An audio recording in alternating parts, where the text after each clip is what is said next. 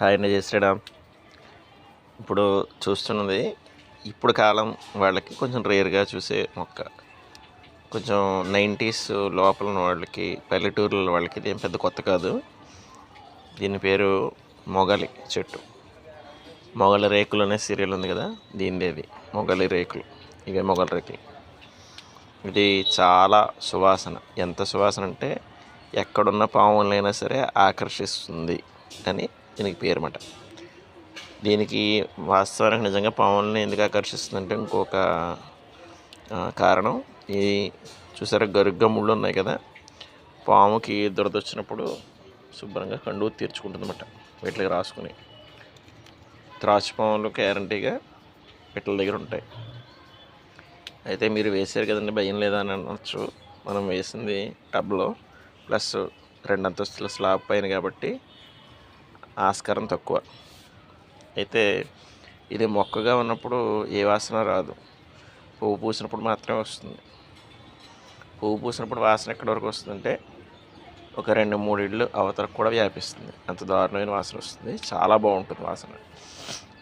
అమ్మవారికి కేతకీ పుష్ప పూజ అంటాం. కేతకీ పుష్పాలు అంటే ఇవేమాట, మొగలి పువ్వులు. దీనికి శివుడి శాపం కూడా ఉంది, మనందరికీ తెలుసుంది కదే. విష్ణువు బ్రహ్మగారికి ఎవరి గొప్ప అనే అహంకారం వచ్చి పోటీ పెట్టుకోవడం, ఈశ్వరుడు అఖండ జ్యోతిగా పెరిగి తుది మొదలు తొలకొల్ని పంపించి తెలుసుకుని రమ్మడం. ఇద్దరు తెలుసుకోలేకపోవడం, కాకపోతే బ్రహ్మగారు మాత్రం తెలుసుకున్నానని చెప్పేసి అబద్ధవాడి ఆవుని దీన్ని సాక్ష్యం చెప్పమండం జరుగుతుంది. ఆవు బ్రహ్మగారికి భయపడి, సృష్టికర్త కాబట్టి తింటది సమానం కాబట్టి అబద్ధం ఆడకూడదు కాబట్టి ఒక పక్క నుంచి మొహంతో బ్రహ్మగారి మాట వింటూ, ఒక పక్క నుంచి తోకూపుతూ కాదని చెప్తున్నాడు. అంటే నేను చూడలేదు నీ మొదలు శిరోభాగం అనేది. విష్ణుమూర్తి మాత్రం న్యాయంగా ఒప్పేసుకుంటాడు, పాదభాగం దొరకలేదని. అలాగే బ్రహ్మగారు ఇంకో సాక్షిని ఆవుని తీసుకొస్తారు, ఇంకో సాక్షిని ఏమో ఈ మొగలి పువ్వుని తీసుకొస్తారు అన్నమాట. మొగలి పువ్వు కూడా బ్రహ్మగారికి భయపడి అబద్ధం చెప్తుంది.